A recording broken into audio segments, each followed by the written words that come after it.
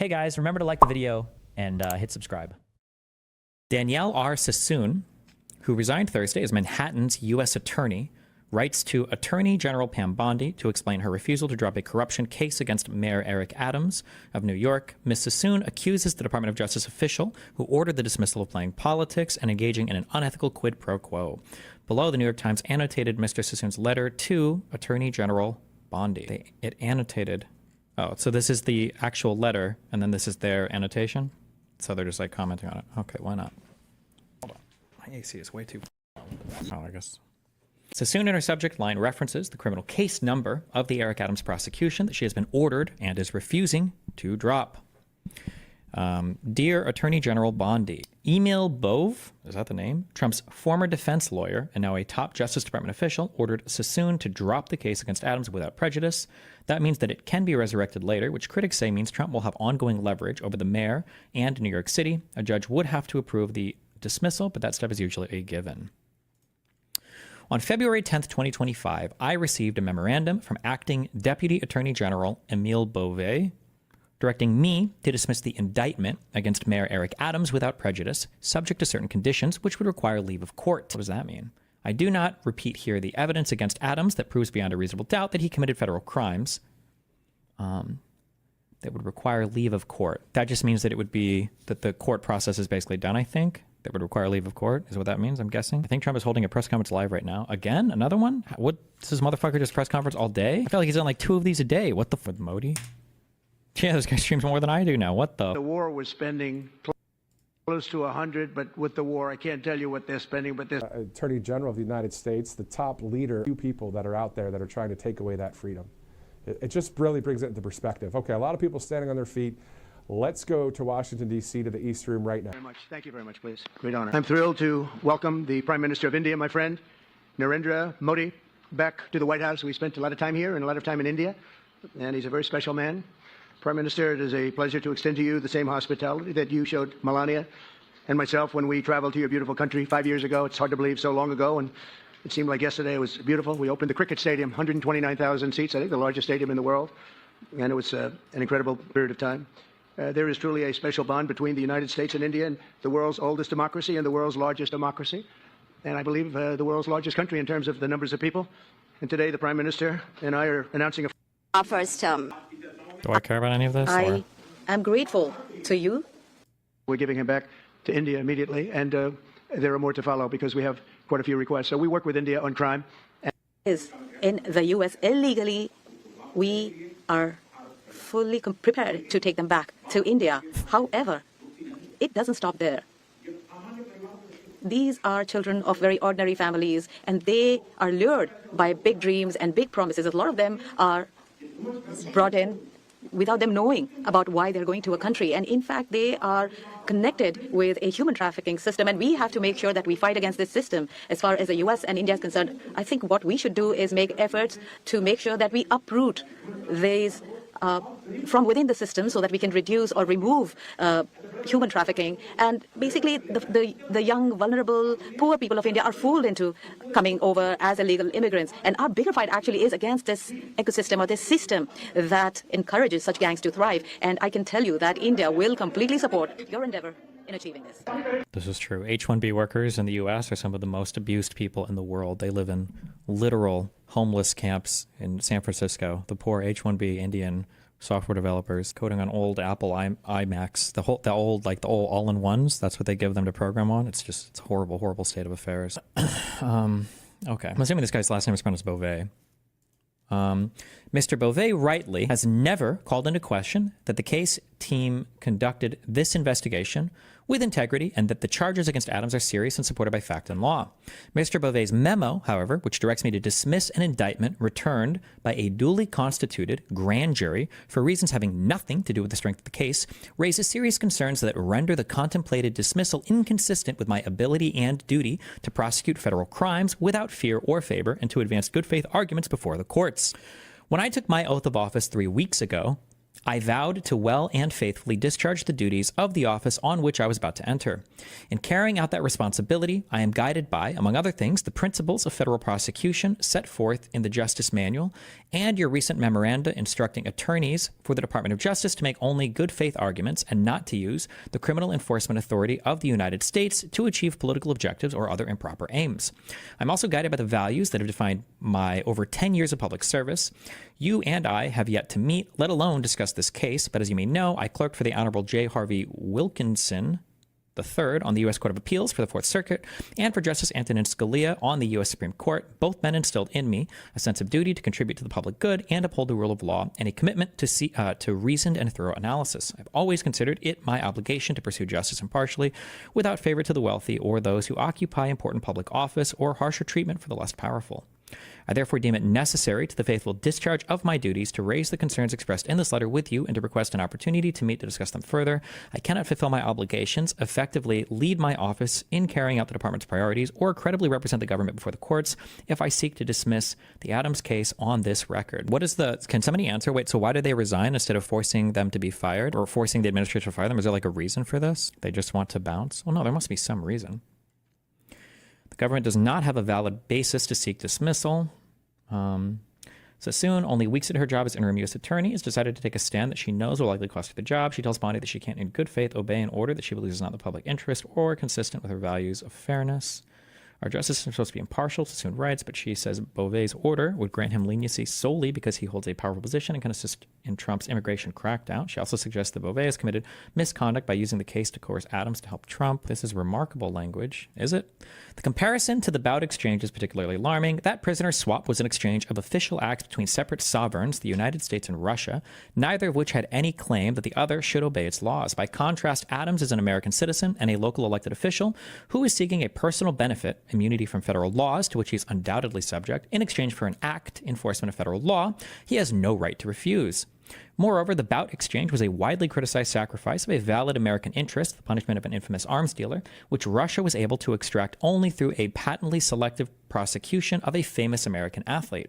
It is difficult to imagine that the department wishes to emulate that episode by granting Adams leverage over it akin to Russia's influence in international affairs. It is a breathtaking and dangerous precedent to reward Adams' opportunistic and shifting commitments on immigration and other policy matters with dismissal of a criminal indictment. Nor will a court likely find that such an improper exchange is consistent with the public interest. Damn, okay. What is the memo? Do we have a memo of the dismissal request? I'm so curious. Is that available anywhere?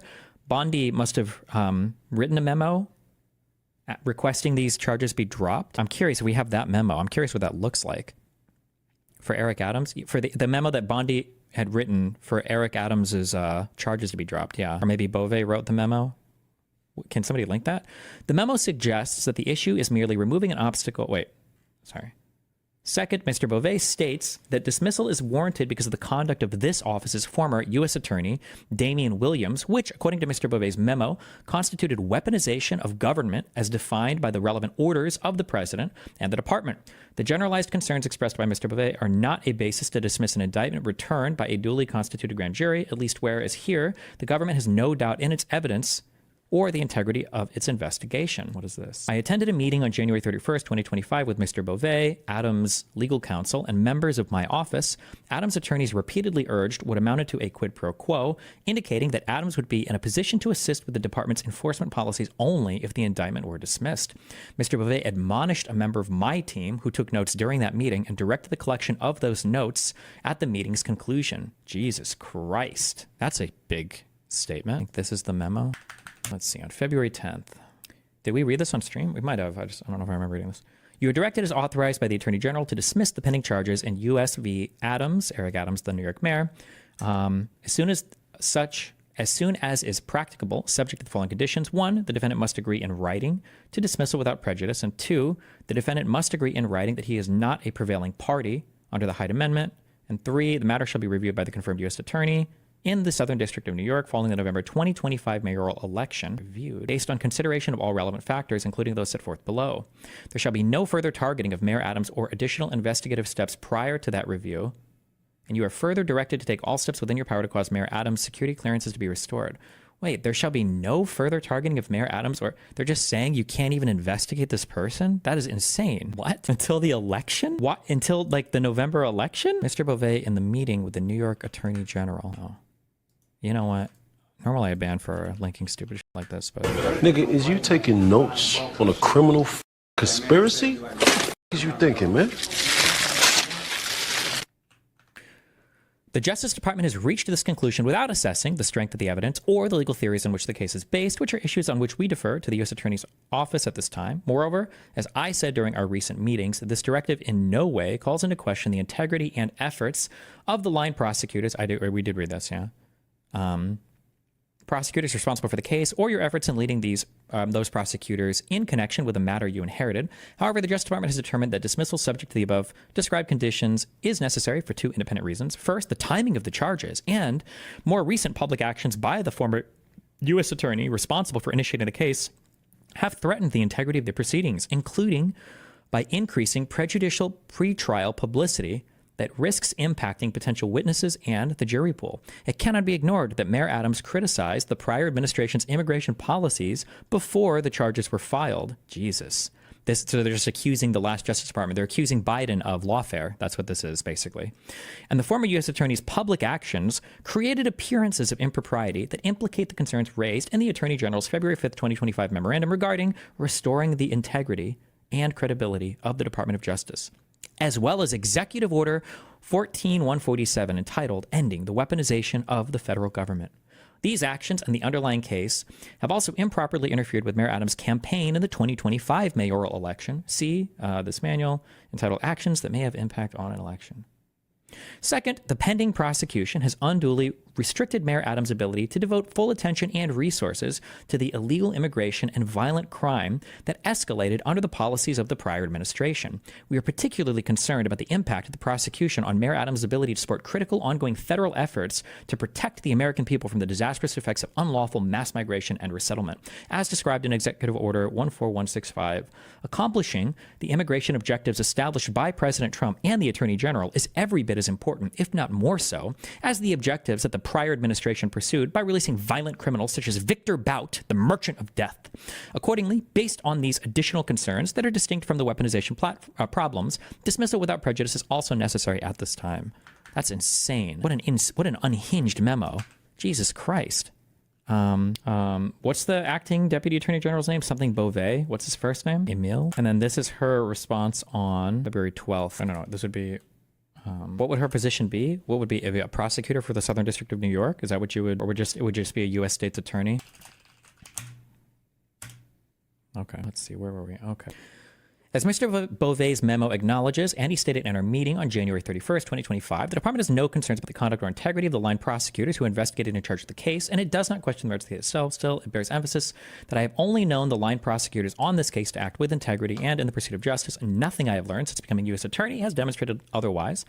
If anything, I have learned that Mr. Williams' role in the investigation and oversight of this case was even more minimal than I had assumed. The investigation began before Mr. Williams took office. He did not manage the day-to-day investigation, and the charges in this case were recommended or approved by 4 experienced career prosecutors, the chiefs of the Southern District, New York Public Corruption Unit, and career prosecutors at the Public Integrity Section of the Justice Department. Mr. Williams' decision to ratify their recommendations does not taint the charging decision, and notably, Adams has not brought a vindictive or selective prosecution motion, nor would one be successful. Williams is the U.S. attorney. Okay, because of the conduct of former U.S. attorney Damian Williams. What did Damian Williams? Are they even accused of doing anything wrong, or did they just not like them because they were the one that initially filed these charges against Eric Adams? Jesus. Regarding the timing of the indictment, the decision to charge in December 2024, 9 months before the June 2025 Democratic mayoral primary, and more than a year before the November 2025 mayoral election, complied in every respect with longstanding department policy regarding election year sensitivities and the applicable Justice Manual provisions. The Justice Manual requires that when investigative steps and charges involving a public official could be seen as affecting an election, the prosecuting office must consult with the Public Integrity Section and, if directed to do so, the Office of the Deputy Attorney General or Attorney General. As you are aware, the office followed that requirement. Further, the Justice Department's concurrence was unquestionably consistent with the established policies of the Public Integrity 30 section. Okay. The timing of the charges in this case is also consistent with charging timelines of other cases involving elected officials, both in this district and elsewhere. I am not aware of any instance in which the department has concluded that an indictment brought this far in advance of an election is improper because it may be pending during an electoral cycle, let alone that a validly returned and factually supported indictment should be dismissed on this basis. While Beauvais has said that the case was brought too close to this year's mayoral primary, Sassoon says that the 9-month window was entirely appropriate, consistent with Justice Department policies and other cases involving elected officials. When first setting the trial date, the district court and the parties agreed on the importance of completing the trial before the upcoming mayoral elections, including before the Democratic primary in which Adams is a candidate, so that the voters would know how the case resolved before casting their votes. Adams has decided that he would prefer the trial to take place before rather than after the June 2025 primary, notwithstanding the burden trial preparations would place on his ability to govern the city. But that is his choice, and the district court has made clear that Adams is free to seek a continuance. Mr. Beauvais' memo also refers to recent public actions by Mr. Williams. It is not my role to defend Mr. Williams' motives or conduct. Given the appropriate chronology of this investigation and the strength of the case, Mr. Williams' conduct since leaving government service cannot justify dismissal here. With respect to pretrial publicity, the district court has already determined that Mr. Williams' statements have not prejudiced the jury pool.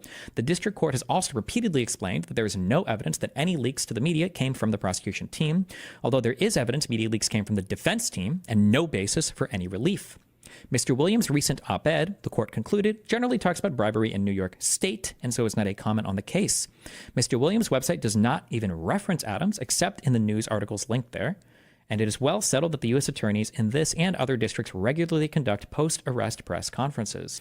Moreover, dismissing the case will amplify rather than abate concerns about weaponization of the department, despite Mr. Beauvais' observation that the directive to dismiss the case has been reached without assessing the strength of the evidence against Adams. Adams has already seized on the memo to publicly assert that he is innocent.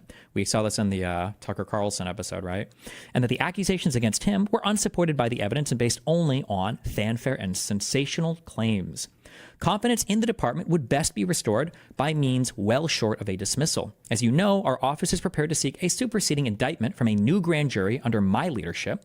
We have proposed a superseding indictment that would add an obstruction conspiracy count based on evidence that Adams destroyed and instructed others to destroy evidence and provide false information to the FBI, and that would add further factual allegations regarding his participation in a fraudulent straw donor scheme. Sassoon drops a bit of a bomb here, at least to anyone outside the Justice Department. She says that prosecutors in her office have sought permission to add obstruction conspiracy charges against Adams for destroying evidence and destroying evidence of the API. That request for superseding indictment was apparently not approved. Damn, okay. Jesus Christ.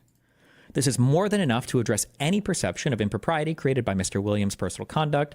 The Beauvais memo acknowledges as much, leaving open the possibility of refiling charges after the November 2025 New York City mayoral election, nor is conditioning the dismissal on the incoming U.S. attorney's ability to reassess the charges consistent with either the weaponization rationale or the law concerning motions under Rule 48A. To the contrary, keeping Adams under the threat of prosecution while the government determines its next steps is a recognized reason for the denial of a Rule 48A motion. Adams' consent will not aid the department's arguments. Mr. Beauvais specifies that Adams must consent in writing to dismissal without prejudice. To be sure, in the typical case, the defendant's consent makes it significantly more likely for courts to grant motion to dismiss. The motion is uncontested, but Adams' consent, which was negotiated without my office's awareness or participation, would not guarantee a successful motion, given the basic flaws in the started rationales for dismissal. Declining to rubber stamp dismissal because although defendant did not appear to object, the court is vested with the responsibility of protecting the interests of the public on whose behalf the criminal activity is brought. Seeking leave of court to dismiss a properly returned indictment based on Mr. Beauvais' stated rationales is also likely to backfire by inviting skepticism and scrutiny from the court that will ultimately hinder the Department of Justice's interests. In particular, the court is unlikely to acquiesce in using the criminal process to control the behavior of a political figure. While judges normally approve requests by prosecutors to drop cases, Sassoon may be sending a message here to the judge in Adams' case, Dale E. Ho, by explaining the reasons why she thinks that he may not go along so easily. In case of my comparator, it is distinct in one important way. In that case, the government moved to dismiss an indictment with the defendant's consent and faced resistance from a skeptical district judge. But in Flynn, the government sought dismissal with prejudice because it had become convinced there was insufficient evidence that General Flynn had committed any crime. Ultimately made the government's rationale defensible because insufficient evidence is a quintessential.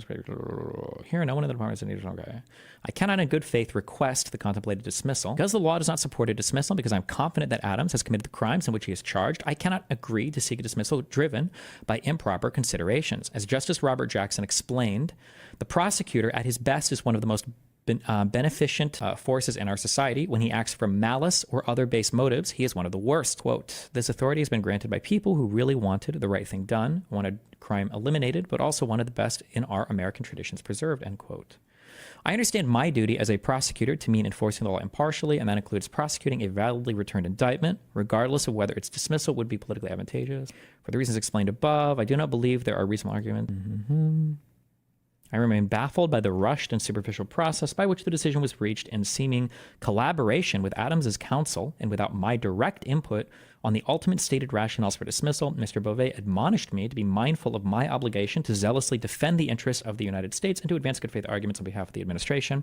I hope you share my view that soliciting and considering the concerns of the U.S. Attorney overseeing the case serves rather than hinders that goal, and that we can find time to meet. In the event you're unwilling to meet or to reconsider the directive, in light of the problems raised by Mr. Beauvais' memo, I'm prepared to offer my resignation. It has been and continues to be my honor to serve as a prosecutor in the Southern District of New York. Jesus. This is Trump's statements today about her. Can you sum that up? Yeah, so the summary is, Eric Adams is a New York mayor who the federal government was very confident engaged in a whole bunch of improper behavior relating to soliciting foreign bribes, among other things. And they had a very high level of confidence and a very high level of accuracy in the allegations in the indictments that were made that they would get a conviction for this. She sounds incredibly confident. Federal indictments are usually pretty lock solid. And a grand jury agreed and returned an approval on this indictment. So basically, federal government thinks that the mayor, Eric Adams, has done a big bad. Well, Eric Adams, who's been indicted now by the federal government, when Trump gets elected, decides to hop on a flight down to Mar-a-Lago and talk to Donald Trump. Him and Trump have a back and forth. They seem like pretty buddy-buddy. Flies back to New York. And then all of a sudden, you have the Department of Justice is having meetings now. So you have your Attorney General, Pam Bondi, and then you have your Deputy Attorney General, who is Emile Beauvais. The Deputy Attorney General is now having meetings with Eric Adams' legal team about how they want to dismiss all the charges against him. So it's weird because the prosecutor is not being included in this at all. And the prosecutor sounds like the attorney investigating this probably should be included in these talks. However, it's strange because them dropping the charges is being done essentially as a quid pro quo, meaning what they're saying is we're going to drop the charges against you so that you can help Donald Trump enforce the immigration policy. This is not a conspiracy. This is not like an allegation. This is just what Beauvais says loud and clear in his memo to dismiss the charges. Second, the pending prosecution has unduly restricted Mayor Adams' ability to devote full attention and resources to the illegal immigration and violent crime that escalated under the policies of the prior administration. We are concerned about the impact of prosecution on Mayor Adams' ability to support critical, ongoing federal efforts to protect the American people from the disastrous effects of unlawful mass migration and resettlement, as described in Executive Order 14165. So they're basically dismissing the charges without prejudice. We'll get to that. They're dismissing the charges against Eric Adams so that Eric Adams can basically carry out the federal government, Donald Trump's legislative agenda. Now, there's also two weird things with this is they're dismissing the charges without prejudice, meaning that the same case could be brought back if they wanted to for, who knows what reason. Number one. And number two, they're asking for this, for no investigations to be done on Mayor Adams until after November, meaning after the election. So it's just an incredibly clear and obvious quid pro quo done in an incredibly improper manner. So for this here, he says it in the memo for the requesting the dismissal without prejudice. The matter shall be reviewed by the confirmed U.S. Attorney in the Southern District of New York following the November 2025 mayoral election. Two, the defendant must agree in writing that he is not a prevailing party under the Hyde Amendment. And three, the matter shall be reviewed by the confirmed U.S. Attorney in the Southern District of New York following the November 2025 mayoral election based on consideration of all relevant factors. There shall be no further targeting of Mayor Adams or additional investigative steps prior to that review. And you are further directed to take all steps within your power to cause Mayor Adams' security clearances to be restored. So they're basically saying, we're going to go ahead and pause this until your election. And then after that, who knows? So we'll see what you do. This is a quid pro quo. This is like extortion, basically. This is a racket. So the federal government has said, we're going to go ahead and pause all your charges, but without prejudice, so we can bring them back if we want. As long as you carry out our agenda, we'll pause everything until after the election, and we'll see how you do, basically. That's what this is.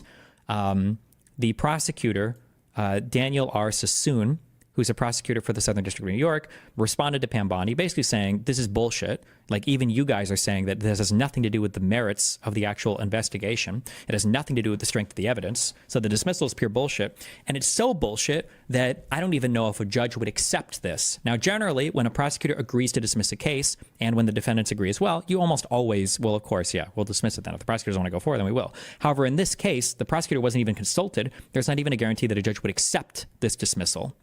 And so she's basically saying, like, I'm not dismissing this case. If you want to meet with us, we can have a discussion about it, but this is bullshit. And if you want me to discuss this, or if you want me to really just dismiss this, I'm quitting. I'm done. Like, that's what this is basically. And then we have February 13th response from Beauvais, I'm guessing? Or is this from Bondi? Oh, yeah. The concept of doctor shopping is... Why are you spamming this a million times in chat, my dude? The concept of doctor shopping is common when talking about seeking prescription medication. Is there any merit to lawyer shopping when seeking a favorable lawyer during a case? For a lawyer, no, but you can venue shop. Meaning you're looking for a better state or jurisdiction to try your case in. Ms. Sassoon, in response to your refusal to comply with my instruction to dismiss the prosecution of Mayor Eric Adams, I write to notify you of the following. First, your resignation is accepted. This decision is based on your choice to continue pursuing a politically motivated prosecution despite an express instruction to dismiss the case. You lost sight of the oath that you took when you started at the Department of Justice by suggesting that you retain discretion to interpret the Constitution in a manner inconsistent with the policies of a democratically elected president and a Senate-confirmed attorney general. So remember, we see this. These are your big, these are your fascism lines that should be like ringing a bell for you every time you see this. Constitution is always a big fasci indicator here, because when the president says Constitution, what he's saying is I can break the law because I know that I'm being constitutional. That's always what that means. That's what it meant during the elector scheme, and that's what it meant when they wanted to break with the Electoral Count Act. They kept saying, well, we're just following the Constitution. What they mean to say is that's why we're breaking the law, because we think we're adhering to the Constitution and not those phony laws.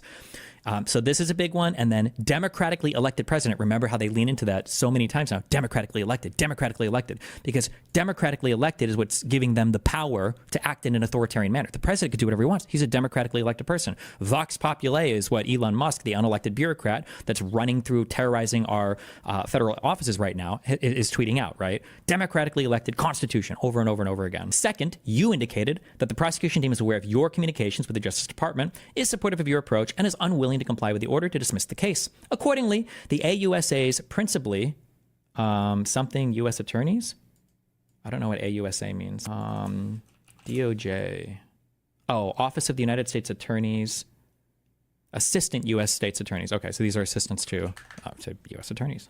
Accordingly, the AUSAs principally responsible for this case are being placed on off-duty administrative leave pending investigations by the Office of the Attorney General and the Office of Professional Responsibility, both of which will also evaluate your conduct. That's an insane statement. This is a super fascist statement.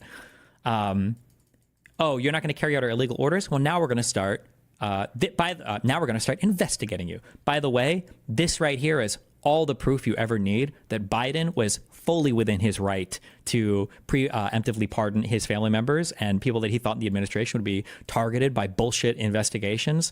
Anybody that says otherwise, this right here is unhinged. This is an absolute abdication of your duty and an absolute abuse of the Department of Justice, which ironically enough flies in the face of that executive order talking about weaponizing the ending the weaponization of the federal government. Good one, Chief. This leave status will remain in effect until further notice. This is not a disciplinary or adverse action, and the AUSAs will continue to receive full salary and benefits during administrative leave. While the AUSAs are in off-duty status, they are not to use their government-issued laptop, phone, and ID badge / PIV card to access duty stations or any other federal facility unless explicitly directed to do so. While on administrative leave, if contacted by management, the AUSAs must respond by phone or email no later than the close of business the following day. The investigation by the Office of the Attorney General will be conducted pursuant to inter alia, which means, among other things, I think, Executive Order 14147, oh, he's citing it, entitled Ending the Weaponization of the Federal Government, and on the basis of the Attorney General's February 5th, 2025 memorandum regarding restoring the integrity and credibility of the Department of Justice. So, at the conclusion of these investigations, the Attorney General will determine whether termination or some other action is appropriate, implying they're going to try to find things to charge them with crimes on. And remember, as we saw with Hunter Biden, these guys are willing to fish. They will fish as long and as hard and as far and as deep as they possibly can to find ways to charge people with crimes. They did it with Bill Clinton. They did it with Hunter Biden. They tried to do it with Hillary Clinton. Based on attendance at our recent meetings, I understand the relevant AUSAs to be Hagen Scotton and Derek Wickstrom. If either, I like how he's naming them, if either of these assistant U.S. attorneys wish to comply with my directive, but was prohibited from doing so by you or the management of your office, or if these AUSAs wish to make me aware of other mitigating considerations they believe are relevant, they can contact my office directly. The Justice Department Division and EOUSA Executive Office for United States Attorneys provides executive administrative support for the 93 U.S. states. Okay. Have taken steps to remove access to electronic devices, and I ask that you and the AUSAs cooperate with those efforts and preserve all electronic and hard copy records relating to this matter, whether they are stored on official or personal devices. Third, under your leadership, the office has demonstrated itself to be incapable of fairly and impartially reviewing the circumstances of this prosecution. I like how even in his first memo, he literally admits that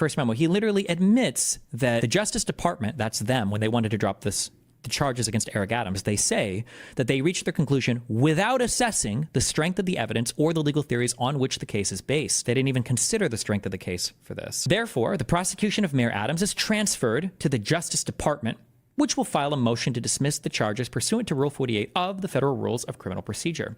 My prior directive regarding no further targeting of Mayor Adams or additional investigative steps related to this matter remains in place. Nice. So they took it under the DOJ, I guess, itself. Background. On January 20th, 2025, does any of this, does this matter at all? Or he's just summarizing the other things, basically.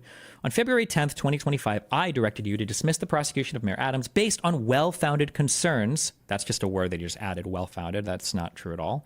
Regarding weaponization, election interference, and the impediments that the case has imposed on Mayor Adams' ability to govern and cooperate with federal law enforcement to keep New York City safe. They literally call out the quid pro quo here. How is he supposed to do Daddy Trump's bidding if you guys are up his ass all the time with these federal charges? My February 10th, 2025 memorandum indicated, will New York State take on the charges? I have no idea. I can't tell you. I don't know. I don't even know what the U.S. code he was indicted for is, or if that would apply to the U.S. To New York State.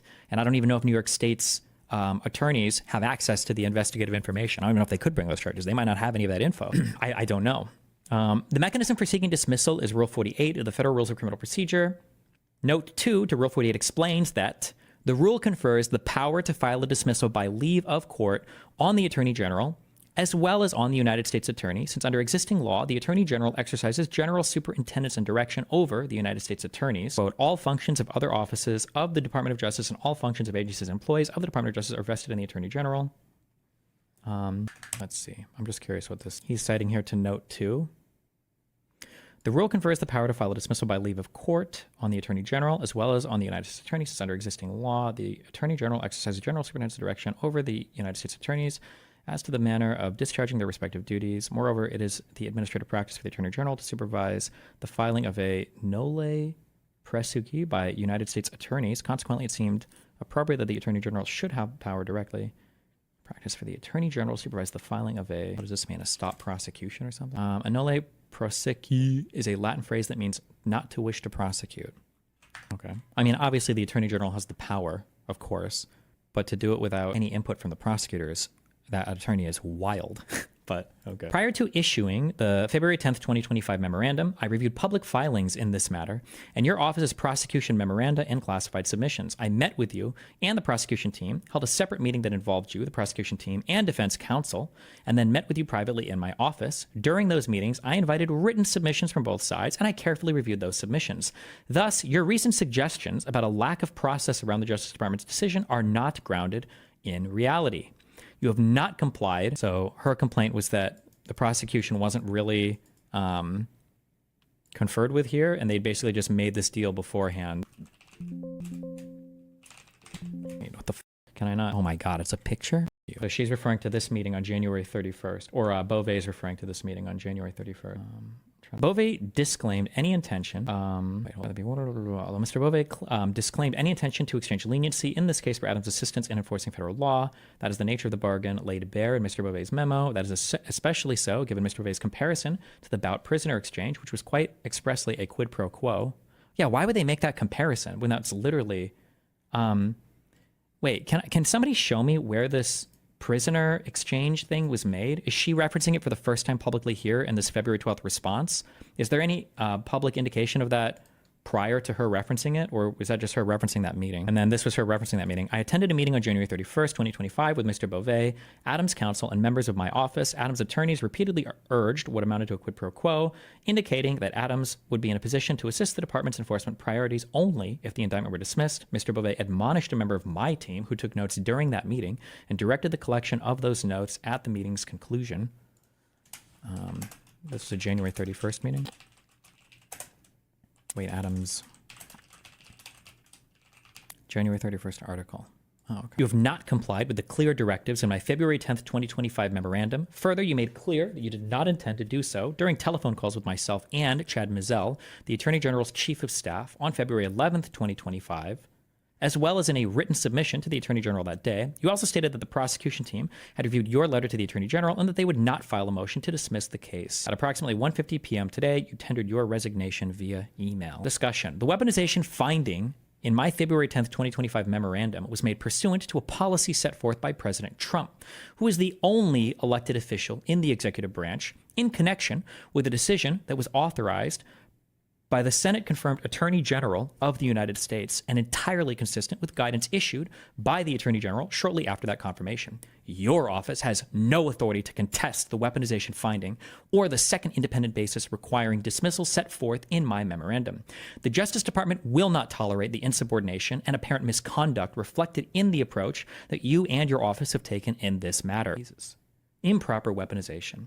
You are well aware of the department's weaponization concerns. I love how there's just no evidence of it. Like, how many memos have we read back and forth? What is the evidence? What is this weaponization? What was improper? Any part of this at all? Hello? You are well aware of the department's weaponization concerns regarding the handling of the investigation and prosecution of Mayor Adams. Those concerns include behavior that supports, at minimum, unacceptable appearances of impropriety and the politicization of your office. The investigation was accelerated after Mayor Adams publicly criticized President Biden's failed immigration policies and led by a former U.S. attorney with deep connections to the former Attorney General who oversaw the weaponization of the Justice Department. Like, what? Based on my review and our meetings, the charging decision was rushed as the 2024 presidential election approached, and as the former U.S. attorney appears to have been pursuing potential political appointments in the event Kamala Harris won that election. After President Trump won the election in late December 2024, the former U.S. attorney launched a personal website, the former, so they've quit. They're not even the attorney general anymore, but okay, which closely resembles a campaign website that touts articles about the ongoing prosecution of Mayor Adams with titles such as U.S. Attorney Damian Williams has come for the Kings, a mayor, a rapper, a Senate, a billionaire, meet the man who has prosecuted them all, and federal prosecutor Damian Williams flexes Southern District New York power against Eric Adams and Sean Combs. The former U.S. attorney increased the appearances of impropriety by releasing an op-ed on January 16th, 2025 entitled An Indictment of the Sad State of New York Government. In that piece, he disparaged Mayor Adams with the following comment: America's most vital city is being led with a broken ethical compass. So he can't talk about what he's done in office if he's running for election next? Where is the evidence of impropriety? Like, where is the... Read footnote 3. You correctly noted in your letter to the Attorney General that during the second meeting, I questioned why a member of the prosecution team appeared to have been brought for the sole purpose of transcribing our discussion. You failed to note, however, that I made those comments in the context of a conversation about leaks relating to our deliberations. What? You correctly noted, I question why a member of the prosecution team appeared to have been brought for the sole purpose of transcribing our discussion. But then I also said that I don't want it to be leaked. Okay, base. The former U.S. attorney also made what I reasonably interpreted as a reference to himself in that piece when he suggested that there was a need for elected officials willing to disrupt the status quo.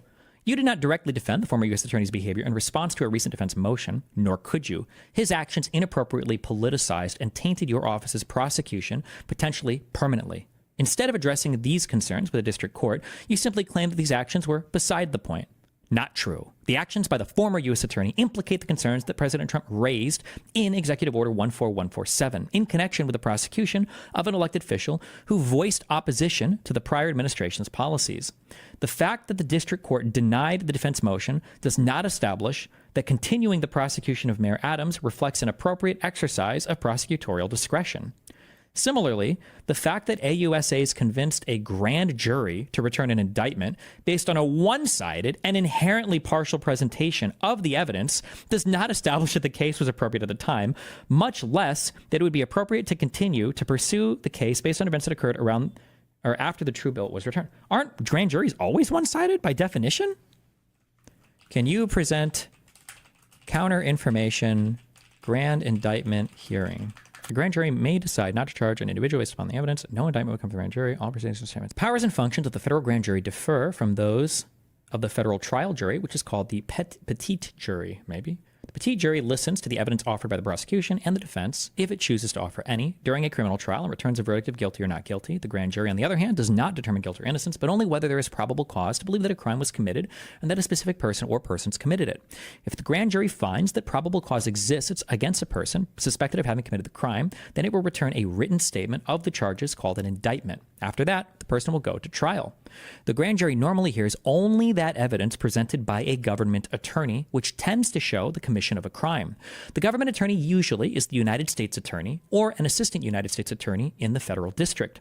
The grand jury must determine from this evidence, and usually without hearing evidence for the defense, whether the person being investigated by the government should be tried for a serious federal crime, referred to in the Bill of Rights as an infamous crime. An infamous crime is one which may be punished by imprisonment for more than 1 year. As a general rule, no one can be prosecuted for a serious crime unless the grand jury decides that the evidence it has heard so requires. HAW just dropped a video defending the drop charges against Eric Adams. Oh no, you're going to make me want to kill myself if I watch this. Similarly, the fact that AUSA has convinced a grand jury to return an indictment based on a one-side... Okay, so this is stupid. The Justice Department will not ignore the fact that the timing of charges authorized by a former U.S. attorney with apparent political aspirations interferes with Mayor Adams' ability to run a campaign in the 2025 election. Jesus, 9 months in the future? Like, your reference to the schedule underlying the prosecution of Senator Robert Menendez is not in any way persuasive in light of the evidence handling issues that arose in connection with that trial. If anything, that experience counsels in favor of more caution in these matters, not less, but the record does not reflect such caution. In October 2024, an AUSA responsible for the prosecution of Mayor Adams represented that the first batch of discovery in the case included about 560 gigabytes of data. Thus, as a trial date was negotiated, Mayor Adams was faced with an impossible choice between seeking to defend himself at a pre-election trial in the hopes that he could campaign based on exoneration and taking a reasonable amount of time to review the discovery and prepare his defense at a post-election trial. His acquiescence in the former option does not justify your office's decision. 560 gigabytes of what kind of data? Bro, that could just be 2 Call of Duty installs.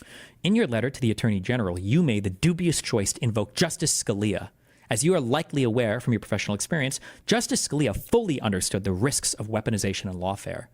Nothing is so politically effective as the ability to charge one's opponent and his associates as not merely wrong-headed, naive, ineffective, but, in all probability, crooks. And nothing so effectively gives an appearance of validity to such charges as a Justice Department investigation and, even better, prosecution. Incredibly ironic for him to say that, given that at the beginning of this, he literally said that he's going to be investigating and looking at everybody related to her office. Accordingly, your office, principally responsible for this case, are being placed on off-duty administrative leave pending investigations by the Office of the Attorney General and the Office of Professional Responsibility, both of which will also evaluate your conduct. At the conclusion of these investigations, the Attorney General will determine whether termination or some other action is appropriate. While the former U.S. attorney is not a special counsel, Justice Scalia's Morrison dissent aptly summarized the department's weaponization concerns here. Jesus. There is also great irony in your invocation of the famous speech by former Attorney General Robert Jackson. His remarks are unquestionably relevant here, but not in the way that you suggested. Jackson warned that some measure of centralized control over federal prosecutors was necessary.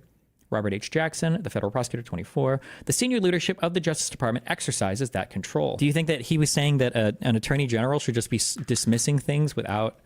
Is this the correct one that he's even referencing here? Your responsibility in your several districts for law enforcement and for its methods cannot be wholly surrendered to Washington and ought not to be assumed by and ought not to be assumed by a centralized Department of Justice, it is an unusual and rare instance in which the local district attorney should be superseded in the handling of litigation, except where he requests help of Washington.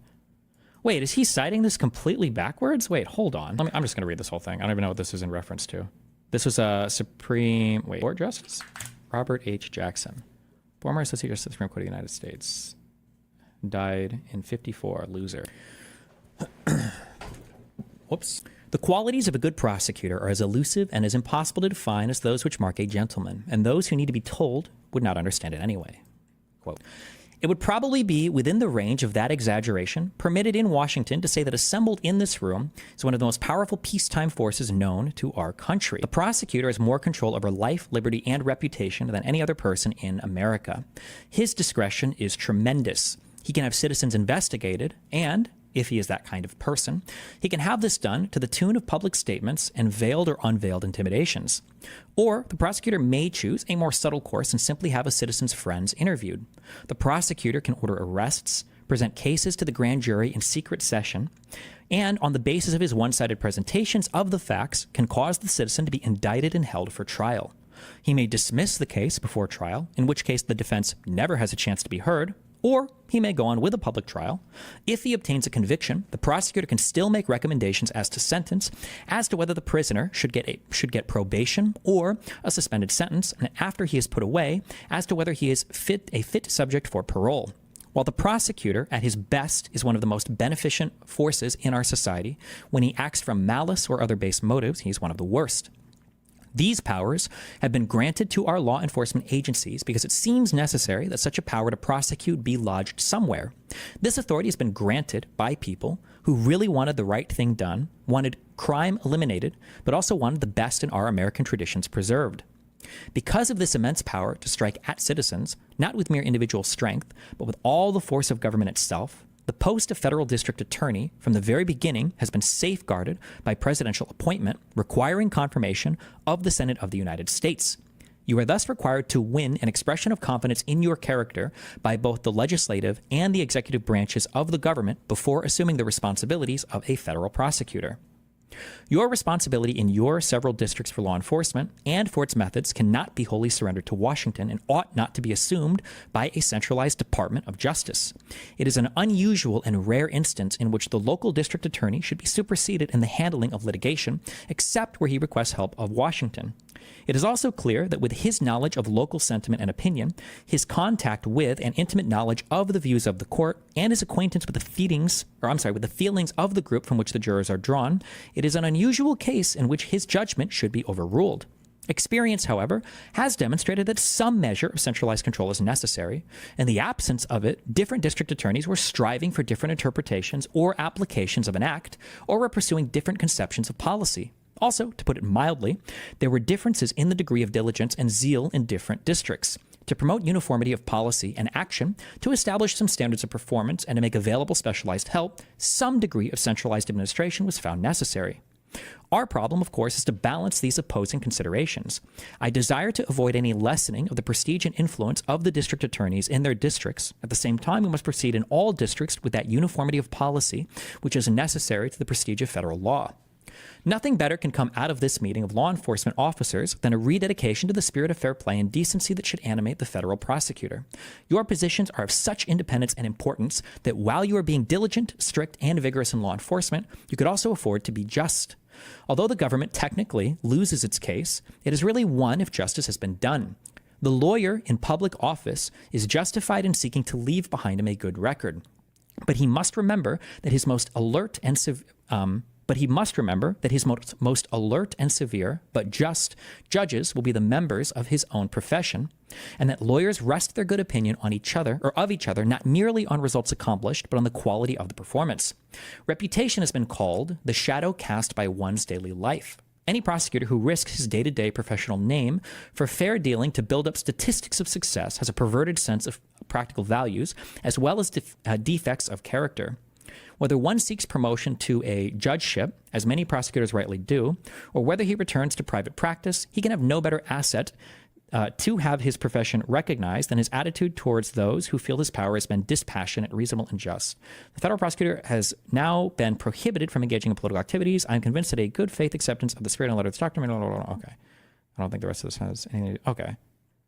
So the beginning of this is just talking about the tension that exists between having law and policy that's like discharged evenly throughout all of your federal prosecutors while also recognizing their independence. There is great irony in your invocation of the famous speech by former Attorney General Robert Jackson. His remarks are unquestionably relevant here, but not in the way you suggested. Jackson warned that some measure of centralized control over federal prosecutors was necessary. This is a ridiculous misquote. When Jackson warns, he didn't warn that some measure was necessary. He just said that you have to have some measure of centralized control because obviously because you need to make sure that the policy is the same through all of your different districts. But like in the paragraph preceding this, he's literally saying your methods of law enforcement cannot be wholly surrendered to Washington. It ought not to be assumed by Pam Bondi, by a centralized Department of Justice. It would be an unusual and rare instance in which the local district attorney, so in this case, Ms. Sassoon, should be superseded in the handling of litigation, except where he requests help of Washington, or in this case, she. It's also clear that with the local knowledge of local sentiment, his her contact with, and his knowledge of the U.S. court, it's an unusual case in which their judgment should be overruled, like it's being right now. It's a crazy misquote, but okay, or whatever. Are your Obsidian notes public? Yeah, I'll publish them at the end of the stream. Is that the former Trump attorney misciting? It's the Deputy Attorney General right now, Emil. Destiny, this guy was the main American Nuremberg trials judge, considered an authority amongst American judges. Robert H. Jackson shaped 20th century law for the whole world. Well, thank you. Okay. Okay, let's see. Adams fundraiser charged on conspiracy today at Destiny. Haha. Wait, did a superseding indictment go through, or was it a different charge from a different district or from a different venue? Did the New York State charge him? But okay, sorry. The senior leadership of the Justice Department exercises that control. Moreover, one of Jackson's concerns was that the most dangerous power of the prosecutor arises from the risk that the prosecutor would pick people that he thinks he should get rather than pick cases that need to be prosecuted. You have to show why this is an improper pick, though. They literally said, Beauvais literally said that they're not even going to talk about the strength of the evidence against the person. Regardless of how the investigation of Mayor Adams was initiated, by 2024, your office's work on the case was extremely problematic in that regard. But how? Not him, somebody who who fundraises for him. Gotcha. Finally, your suggestion that President Trump should issue a pardon to Mayor Adams. Oh, wait, did she suggest that? Hold on. Here, no one in the department has expressed any doubts as to Adams' guilt, and even in Flynn, the president ultimately chose to cut off the extended and embarrassing litigation over dismissal by granting a pardon. Oh, she didn't suggest it. She was just citing to a case that he brought up. Nor is there any realistic possibility that Adams' consent will prevent a lengthy judicial inquiry that is detrimental to the department's reputation, regardless of outcome. In that regard, although the Flynn case may come to mind as a comparator, it is a distinct... Oh, they were talking about how the charges against Flynn were dismissed, but they were dismissed because the prosecutors didn't think they could win, which is a very valid reason for dismissing things. Right? So she didn't suggest a pardon at all there. That's ridiculous to say, but okay. Finally, your suggestion that President Trump should issue a pardon to Mayor Adams reveals that your office's insubordination is little more than a preference to avoid a duty that you regard as unpleasant and politically inconvenient. Your oath to uphold the Constitution does not permit you to substitute your policy judgment for that of the president or senior leadership of the Justice Department, and you are in no position to suggest that the president exercise his exclusive Article II authority to make your job easier. She didn't suggest that at all, but okay. For all of these reasons, dismissal is necessary in the interests of justice. Your refusal to recognize that fact and comply with my directive has only exacerbated the concerns that I raised initially. Interference with Mayor Adams' ability to govern. Your objections to the second basis for my February 10th, 2025 directive that the pending prosecution has unduly restricted Mayor Adams' ability to devote full attention and resources to illegal immigration and violence crime are based on exaggerated claims that further illustrate your office's inability to grapple with the problems that this case actually presents. Keep in mind here also, I know that this is all like offices that we're so detached from, but like the DOJ is the one that's detached from this. This is, you're in Washington, I think, I don't actually know, where is the actual physical building? Physical building of Department of Justice. Is there like a main centralized, probably in DC, right? Oh, the Robert F. Kennedy building, which is in DC. Okay. So this is an office. This is not their case. They haven't been handling this at all. The DOJ has no idea, right? I mean, like they can go and check case files or whatever, but like Sassoon's office, the Southern District of New York, the federal office here, these are the people who have been doing this investigation and who brought these charges to a grand jury and who are ready to take this to trial. So for this dipshit who has no clue what's going on to say that your office doesn't have the ability to grapple with this case, you don't even understand this case. Like, motherfucker, what are you talking about? They're literally the ones who've been working this case since the start. As a result of the pending prosecution, Mayor Adams is unable to communicate directly and candidly with city officials he is responsible for managing, as well as federal agencies trying to protect the public from national security threats and violent crime. Mayor Adams has been denied a security clearance that limits his access to details of national security issues in the city he was elected to govern and protect. He cannot speak freely to federal officials regarding imminent security threats to the city, and he cannot fully cooperate with the federal government in the manner he deems appropriate to keep the city and its residents safe. This situation is unacceptable and directly endangers the lives of millions of New Yorkers. My directive to you reflected a determination by the Justice Department that these public safety risks greatly outweigh any interest you have identified. It is not for local federal officials such as yourself, who lack access to all relevant information, to question these judgments within the Justice Department's chain of command. Right? They're basically saying, like, the DOJ runs all this shit, and we control all of you motherfuckers, and you just need to take orders from us, and you have no discretion, and just listen to what we say here in the DOJ. Your claim to find my reference to Victor Bout to be alarming, but you have missed the fundamental point. Presidents frequently make policy decisions that the Justice Department is charged with implementing. In connection with the case against Bout, President Biden made a questionable decision to release the merchant of death from prison. Once the decision was made, it was the responsibility of the department and your office to execute it. Regardless of anyone's personal views of the policy choice, an AUSA from your office filed a motion to assist in effectuating the decision. That was your job here and the job of the AUSAs assigned to the case. You have all violated your oaths by failing to do it. In no valid sense do you uphold the Constitution by disobeying direct orders implementing the policy of a duly elected president, and anyone romanticizing that behavior does a disservice to the nature of this work and the public's perception of our efforts. You have also strained, unsuccessfully, to suggest that some kind of quid pro quo arises from my directive. This is false, as you acknowledged previously in writing, where the Justice Department is charged with keeping people safe across the country. Your office's job is to help keep the city safe, but your actions have endangered it. More broadly, you are simply incorrect to contend that there is no valid basis to seek dismissal. The contention is a dereliction of your duty to advocate zealously on behalf of the United States. The main citation that you offered, the United States versus Nevada, I don't know what the fuck it is, involved a motion based on expense and inconvenience. Those issues are not the drivers of this decision, as you know. Moreover, as you and your team undoubtedly learned during the research that led you to rely on a 57-year-old district court case, the government may elect to eschew, right? He eschews, right? Wait. Eschew. Oh, it's eschew. The government may elect to eschew or discontinue prosecutions for any number of reasons. Rarely will the judiciary overrule the executive branch's exercise of these prosecutorial decisions. This is not saying anything of value, sure. This is just true. I don't think anybody would disagree with this. But in other words, the Attorney General has a virtually absolute right to dismiss this case. Any judicial discretion conferred by Rule 48A is severely cabined and likely limited to instances of bad faith, like a quid pro quo, right? The substantive reach of Rule 48 appears to be effectively curtailed by the fact that even if the judge denies the motion to dismiss, there seems to be no way to compel the prosecutor to proceed. Accordingly, any concerns that you and your office had about the prospects of a Rule 48 motion were not a valid basis for insubordination. Additional issues be addressed. Finally, and to be clear, while I elected to address two particular dispositive concerns in my February 10th, 2025 memorandum, I have many other concerns about this case. The case turns on factual and legal theories that are, at best, extremely aggressive. For example, the district court explained that it is not inconceivable that the Second Circuit or the Supreme Court might, at some point in the future, hold that an official act as defined in McDonald is necessary under Section 666, at least as to government actors. It is not inconceivable that the Second Circuit or the Supreme Court might, at some point, hold that an official act as defined in McDonald is necessary under Section 666. I don't know anything about this. I'm guessing it's this, 18 U.S.C. 666.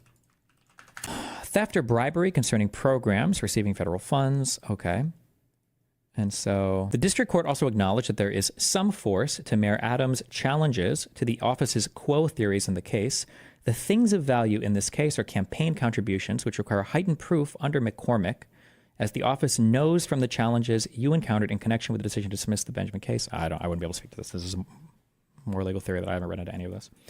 There is also questionable behavior reflected in certain of the prosecution team's decisions, which will be addressed in the forthcoming investigations. Witnesses in the case do not appear to have been treated in a manner that is consistent with your claims about the seriousness of your allegations against Mayor Adams. It is my understanding that around the time the charges were filed, the prosecution team made misrepresentations to defense counsel regarding Mayor Adams' status in the investigation that are inconsistent with the Justice Manual's definitions of target and subject. In the same period, despite having already started to draft a prosecution memo proposing to charge Mayor Adams, the prosecution team invited Mayor Adams to a proffer, in effect baiting him to make unprotected statements after the line prosecutors had already decided to try to move forward with the case.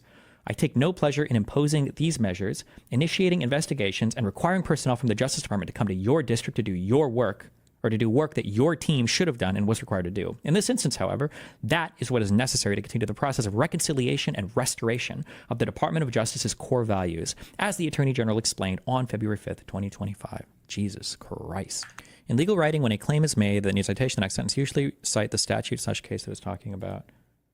I don't know what this McDonald case is about. I don't know what this McCormick case is about, so I wouldn't know what. I'm just not familiar with the cases at all. Jesus. Where are we at? So then where are we at on this? This was, oh wait, today's the 13th. So she's gone. Apparently Trump made a comment on this. That war is a horrible war. It's a vicious, bloody war. We want to end it. To your other question, that U.S. attorney was actually fired. I don't know if he or she resigned, but that U.S. attorney was fired. That war is a horrible war. It's a vicious, bloody war. We want to end it. To your Do you think that the executive branch is trying to neutralize the judicial branch entirely? The whole unelected judges talking point sounds like they are gearing up to completely undermine and usurp the role of the judiciary and appeal to the DOJ. Maybe. So the real interesting question, because what we're gearing up for like one of two huge things. And I'm on huge copium right now, not relying on the goodwill of anybody, but on relying actually on like the power grabbing of this Supreme Court. The copium right now is that despite what anybody might say about the Supreme Court and being improper in terms of giving more power to the presidency, people have also said that the Roberts Court will take as much power for themselves as possible. So, for instance, I do not have a good knowledge of all the Supreme Court cases, so I'm only going by the ones that obviously I've read through. But like overturning Chevron, which allowed the executive branch to have, it was called Chevron deference, but basically more latitude in interpreting laws from Congress.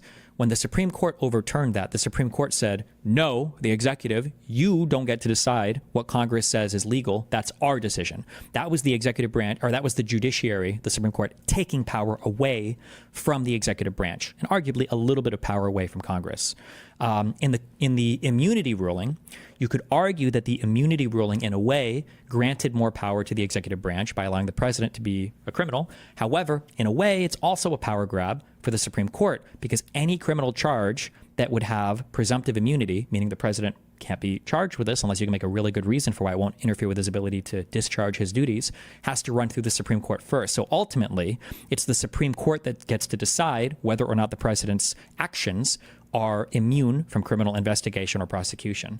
So right now, you have an executive branch that has absolutely no respect whatsoever for the judiciary. So the question is going to be, how does the Supreme Court respond to the president basically saying, we're taking all of your power, we don't need you anymore?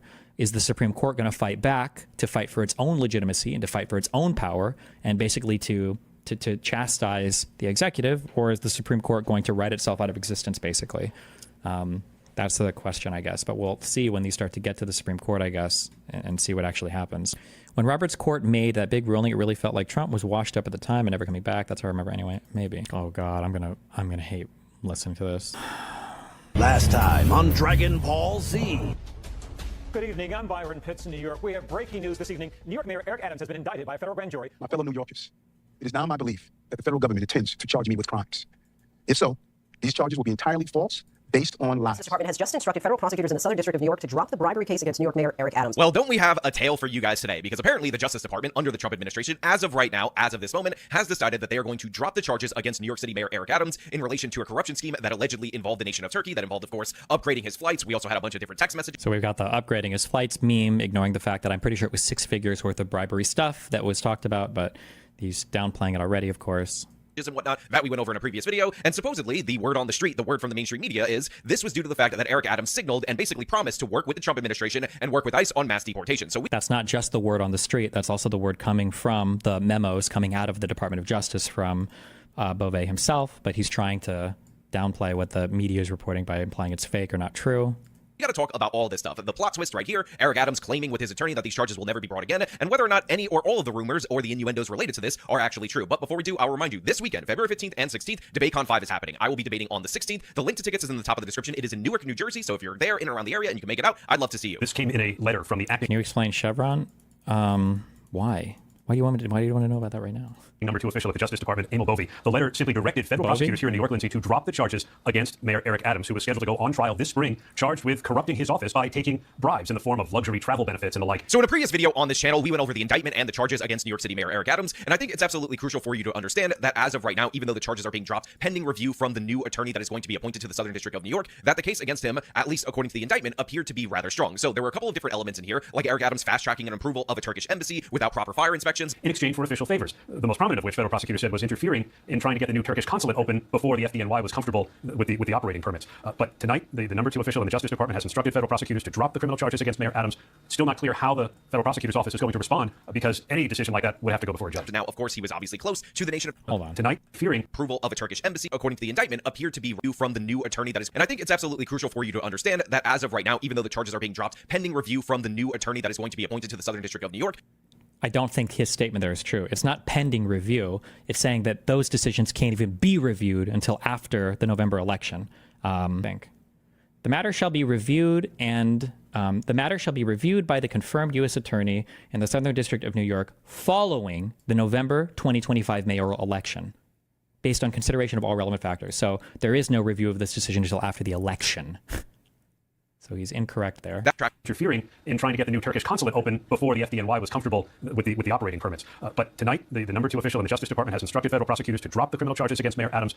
Still not clear how the federal prosecutor's office is going to respond, because any decision like that would have to go before a judge. Now, of course, he was obviously close to the nation of Turkey. He had been there more than a few times. He was receiving upgrades on flights and whatnot, according to the indictment. But the most crucial thing is that Eric Adams, allegedly, according to said indictment, was using illegal campaign contributions funneled through Turkish nationals to American citizens as essentially straw donors in order to get a match of funds from the New York taxpayer in order to run his particular campaign. So if you guys are unaware, in the city of New York, we have some public financing and whatnot. And essentially, if you get small dollar donations, because you're pursuing those small dollar donations, you can get a certain amount of those donations matched by the city. Good job. He read the indictment. At least that is true. And I think his campaign raised up to $10 million. Now, we don't know how many of these, I don't know if they alleged in the indictment how many are fraudulent, but that's public matching of funds of at least, I don't know if you'd say at least 5 million, 4 or 5 million, or a few million, but... Or by the state of New York in order to run your campaign. And allegedly, supposedly, this is a method to reduce corruption. Now, of course, this happens to be hilarious because apparently this was the exact mechanism that the Adams campaign ended up using in order to increase corruption. And to be clear, Eric Adams' campaign was not accused of taking a little bit of money, because essentially the way this program worked is that for every $1 that you received, you could get $8 of matching funds up to the amount of, again, $250. So obviously it became a little bit suspicious when all these different individual donors that had a connection to this Turkish corporation were donating $250 exactly in order to be able to get Eric Adams the matching funds, which again were 8 times that. That's the $2,000 number. And of course, this all added up to 10. See, this has got to be such a cognitive mind for Sean, because when this guy was initially charged, I haven't looked at Sean's coverage of this, but I bet Sean was ecstatic because this is a Democrat and he probably hated this guy. And the fact that he's using public funds as part of like a fraudulent scheme, this is just probably, I would imagine this was like Christmas for him, but I would have to go back and look at his initial coverage. That'd be my guess, but... Are there tweets or anything when these indictments were when the indictment was first announced? $1 million in public financing that was funneled to Eric Adams' campaign in order to maximize his chances of winning. Now, we have been clear on this channel repeatedly that Eric Adams is a Brooklyn borough president, or that's what he was before he was the mayor. The borough presidents are a nebulous position, and those are absolutely rife with corruption. Anybody can see that, and I told you that way back when, during the campaign for mayor, when we were covering it on this channel. That being said, of course, according to the indictment, this corruption dates back in and around there, obviously. This was actually a topic during the mayoral debates that Andrew Yang brought up time and time again. But unfortunately, in that Democratic primary, even though Adams was a total goofball and he had all the stink of corruption allegations that long predated the Biden administration's DOJ indicting him, the fact of the matter is he was the best of the terrible candidates, because every other one of those candidates was either a super hardcore socialist or somebody who wanted to defund the police or abolish the police. Damn, I'm so curious how he's going to react to the, ooh, now Daddy Trump is getting rid of all the charges. How does this balance out in his mind? I'm so curious. Greetings. This was his first video about this. Eric Adams is going to jail. And salutations, loyal viewers of this channel. My name is Sean, and today we got to talk about the recent allegations against Mayor Eric Adams, because my mayor, the mayor of New York City, has recently become the first mayor in the history of the city of New York to be indicted on criminal charges while he's in office. This story is absolutely crazy. It involves foreign influence from the government of Turkey, illegal campaign contributions, wire fraud. It also involves some straight up bribery if the allegations are proven to be true. And on top of that, Mayor Eric Adams is throwing out anything and everything that he possibly can in order to defend himself, including accusing the Biden administration of being a bunch of evil white racists and the Justice Department, as well as saying that they're going after him because he's talking about the illegal migrants in a way that his own party doesn't like. It's madness. We're going to get into And that's exactly why they dismissed the case in the Trump department. They said, oh, it was just because he started attacking Biden's immigration policies. That's why they charged him. And that's what was called out here in Bovey's memo. It cannot be ignored that Mayor Adams criticized the prior administration's immigration policies before the charges were filed, and the former U.S. attorney's public actions created appearances of impropriety that implicate the concerns raised in the Attorney General's February 5th, 2025 memorandum. So this is literally something that that they cited as an excuse for why there was improper charging. So here, Sean is incredibly critical of Eric Adams throwing anything out here to say that these charges are improper. Well, let's see how he contends with this now. I'm so curious.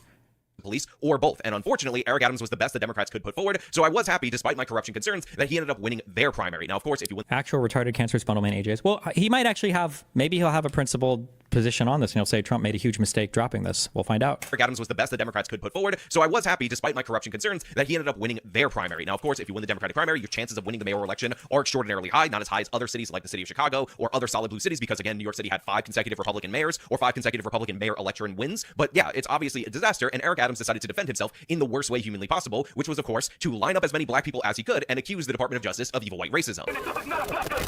This is not a black thing. This is a you thing. This is a you thing, Eric Adams. This is not your policies are anti-black. You are disgrace to all black people in this city. The thing that you have done are unconscionable. You hurt ourselves. Our streets are dirty. Our children are harassed by police. This is ridiculous. This is ridiculous. You can just be all you want. Press conference. Are with us. And this is not a black thing. This is a justice thing. Is there anything more New York than that mayoral press conference? You have the horns honking, traffic blazing, you have alarms going off, all the crazy background noise from the city of New York. And in addition to that, even though Eric Adams is lining himself up with all these different various black people, including the people dressed in the African garb, you have somebody shouting him down at saying that he's an embarrassment and all these other crazy things. So yeah, obviously Eric Adams was in a lot of trouble. And by the way, he's not the only one in his administration that was facing indictment. You also had the police commissioner and all these other different various appointees that were either involved in his scheme or different schemes, because this guy brought the corruption from the Brooklyn borough president to the mayor of New York City, and it's an absolute embarrassment. Now, with that being said, Eric Adams had maintained that he was being persecuted by the Biden administration for talking about the migrant issue. They know where I come from. I've been fighting injustice my entire life. That fight has continued as your mayor. Despite our pleas, when the federal government did nothing as its broken immigration policies overloaded our shelter system with no relief, I put the people of New York before party and politics. And I understand why he would go in this direction. Essentially, he's trying to peel off some support from the evil orange man's base. And for whatever reason, this has appeared to work for a lot of people, despite the fact that, again, Eric Adams' corruption is well documented and well noted. And in fact, Eric Adams has also been trying to get really close to Trump, praising him prior to the election, saying that you shouldn't call him a fascist. He went to Mar-a-Lago after Trump won the election. And so we know that Mayor Adams did go visit Donald Trump in Mar-a-Lago just a few weeks ago. Any known connection? We don't know specifically what they discussed, and the mayor has been pretty coy about it, but I think there was no question he was pushing for a pardon or some kind of intervention by President Trump. Now, this comes way before the mayor even goes on trial. Was there any kind of quid pro quo? That we're not sure, but we know that Adams has been fairly quiet when it comes to issues like immigration or congestion pricing or other things where Trump may want to have some influence in New York where a different mayor may have outright stood in the way. And of course, even though the inauguration day was Martin Luther King Jr. Day, Eric Adams actually last minute canceled all of his events in order to see Trump get inaugurated. Now, of course, he said that the reason he did that was because he was invited last minute, but in reality, we all understand what is happening here. And it looks like, in my opinion, Eric Adams got his wish. He got the charges, maybe not dropped altogether, but at least dropped until the election, as per this memo that, again, is a recommendation from the Department of Justice to suspend the case at least until after the election, when a new district attorney for the Southern District of New York can review it. Yeah, a lot going on, a lot of breaking news. It seems every day there, Antoine. Well, today, it is the top federal prosecutor here in Manhattan resigning today rather than obey the order from the U.S. Justice Department to drop corruption charges against Mayor Adams. Now, we were talking about Danielle Sassoon, a Republican who was the interim U.S. attorney here in the Southern District of New York. Now, her abrupt resignation comes just days after the DOJ directed the office to drop the case against Adams, in which he is accused of accepting illegal campaign contributions and bribes of free or discounted travel from Turkish nationals who wanted to buy his influence. President Trump's Justice Department wanted the case dropped, saying the mayor needed to help carry out the president's immigration policies, and that the case was politically motivated to hurt the mayor's chances chances of winning re-election in November. Now, obviously, the local news here in the city of New York is very skeptical of the sudden dropping of charges against Mayor Eric Adams because the previous indictment made it seem like they had him dead to rights. Again, they had text messages, all these different other various things. Eric Adams actually ended up getting stopped in his limo in order for the police to seize his phone, the FBI. And one of the funniest things about this is that Eric Adams said that he actually changed his PIN code from a 4-digit PIN code to a 6-digit PIN code in order to make sure none of the staffers would delete information or evidence off the phone because he was trying to be so secure and so transparent with the FBI. And then they asked him what the 6-digit PIN code was, and Eric Adams said he didn't remember it. So this guy was acting guilty, and the media very much took note of it. So obviously there's some skepticism on the charges suddenly being dropped, and people seem to have the perception that Eric Adams did cut a deal around the migrant issue, and that's why he is currently dealing with the charges being dropped as of right now. And the reason why I keep saying as of right now is because you actually have the attorney for Eric Adams making the claim that the charges are dropped completely, they'll never come back again, and you can hear that right here. But it's another issue, immigration, that the mayor's attorney acknowledged today was of high interest to the Justice Department. That's not what the attorney said, that they were dropped forever. In fact, I think that she said almost exactly the opposite, that it gives them leverage to bring back the charges in the future. Danielle, I think, said almost the opposite. This is a longer memo. Can I find it in here? She did say this, right?